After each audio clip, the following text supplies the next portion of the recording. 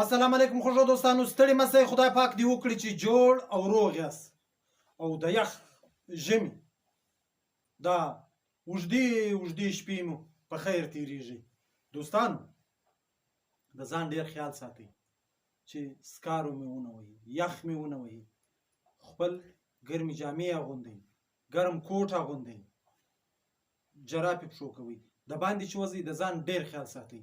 دوستانو وایي چې ځان وي نو جهان وي. که خدای نخواسته یو ور ناجوړه سواست بیا به نه د خوراک په خوند پوهېږئ نه به په یو شي پوهېږئ. دوستانو که بیا که سرې کړي غوښې درته پرتې او یا هر څه درته پراته انسان بیا په خوند نه پوهېږي. غوړ بوی لا پر انسان بد لګېږي چې خدای نخواسته یو ور ناجوړ. د خپل ځان ډېر خیال ساتئ.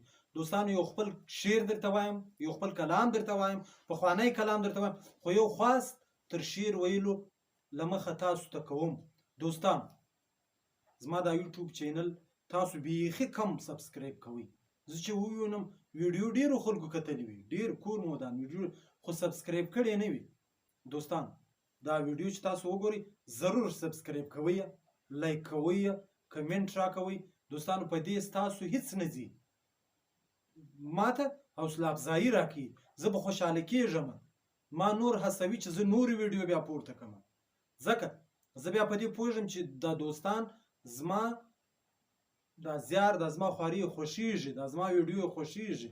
نو دوستانو تاسو ته بیا یو درخواست کوم چې دا زما کوم دا اوس ویډیو چې ګورئ دوستانو دا کوم چې سبسکرایب نشان دی دا تور پخوا خو دا سور راتلی، دا اوس بیا توري په تور کې دا ښه دی سبسکرایب لیکلی، دا په څنګ کې چې کوم د ګنټې یا د زنګ نشان دی دا ووهئ. د دې معنا دا وي دا نوټیفیکشن وي.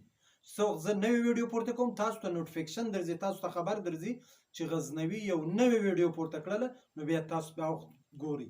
دوستانو راځم د خپل شعر خواته، ستاسو قیمتي وخت نه اخلم.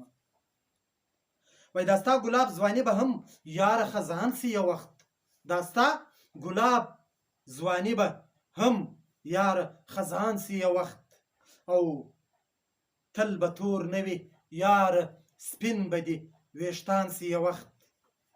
دا ستا ګلاب ځواني به هم یاره خزان سي یو وخت، تل به تور نه وي یاره سپین به دي ویښتان سي یو وخت. ډېر پام کوه چې په دنیا کې دل ازاره نه سې، ډېر پام کوه چې په دنیا کې دل ازاره نه سې. هر بد عمله بیا پر خپل عمل پښیمان سي یو وخت. زه به همیش نه وړم غمونه د جانان د لاسه، زه به همیش نه وړم غمونه د جانان د لاسه. زما سنگ دل یار به په خپله مهربان سي یو وخت.